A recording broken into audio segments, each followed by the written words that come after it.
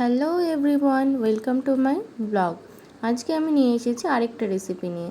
আজকে আমি বানাবো আলুর পরোটা। আলুটাকে এখানে সেদ্ধ করে নিয়েছি, তারপরে তেলে পেঁয়াজ কুচি, রসুন কুচি, লঙ্কা কুচি দিয়ে তার মধ্যে নুন, হলুদ, জিরে গুঁড়ো, ধনে গুঁড়ো দিয়ে দিয়েছি।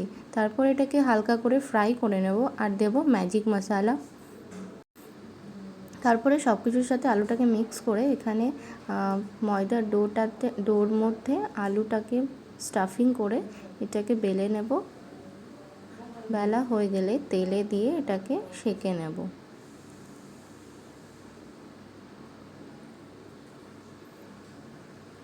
এটা করতে করতে ঘেমেই গেলাম, এত গরম। এই যে এখানে আমার রেডি হয়ে গেছে আলুর পরোটা, সস আর দই। আজকে রায়তাটা বানানো হয়নি। দেখি টেস্ট করে এটা কেমন হলো। এটা খেতে খুব টেস্টিই হয়েছিল। Bye bye.